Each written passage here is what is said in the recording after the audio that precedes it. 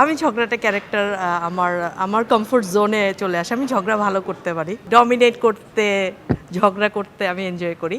আমি তো পার্শ্ব চরিত্র করছি। আমি অবশ্যই চেষ্টা করব যে আমার অভিনয়ের জায়গাটা যাতে আরও পরিপোক্ত হয়। আমি যাতে অনেক ভালো অভিনয় করতে পারি। আমি যাতে নিজের চর্চাটা করতে পারি ভালো মতো। চর্চার জায়গাটাতে একটু দুর্বল আমি। একটু ফাঁকিবাজ, চর্চাটা করি না। তো ওই জায়গা থেকে নিজেকে ইমপ্রুভ করার অনেক চেষ্টা আছে। আমি ঝগড়াটা ক্যারেক্টার আমার আমার কমফোর্ট জোনে চলে আসে। আমি ঝগড়া ভালো করতে পারি। সো আমার এটা কমফোর্ট জোনে চলে আসে। আমি এনজয়ও করি। ডমিনেট করতে, ঝগড়া করতে আমি এনজয় করি। বাট আমি সব ধরনের চরিত্র করতে পছন্দ করি।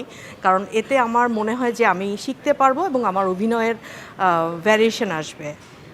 আমাদের শেখার জায়গাটা তো খুব কম, ওই আর কি। হ্যাঁ, আমি ঝগড়া করে মোটামুটি বিশেষ করে আমাদের একটা সফট কর্নার আছে আমাদের মা, যার সাথে ঝগড়া করে আমরা সবসময় জিতে যাই। কারণ হচ্ছে মারা তো বেশিক্ষণ আমাদের সাথে তর্ক করে না, কারণ ওনা তো আমাদেরকে ভালোবাসে। তো ওই মায়ের সাথে ঝগড়া করলে তো কখনো কোনো লস হয় না, কারণ মা তো একটু পরে এসে খাবার দিবে, কথা বলবে। তো মায়ের সাথে ঝগড়াটা হয় টুকটাক। ঝগড়া তো হবেই।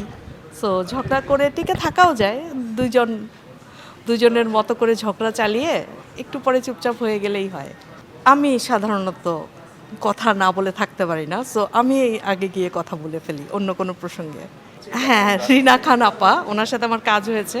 চমৎকার একজন মানুষ উনি বাস্তবে। বাট ওনার সাথে আমার কাজ হয়েছে। না, আমি কাউকেই ফলো করি না। আমি আমার সব সিনিয়রদের কাছ থেকে শেখার চেষ্টা করি। অবশ্যই ওনাদের ক্যারিয়ার গ্রাফটা আমি ফলো করার চেষ্টা করি। অভিনয়টা তো আসলে কপি হয় না ওইভাবে, আর আমি ওভাবে কপি করতে পারিও না।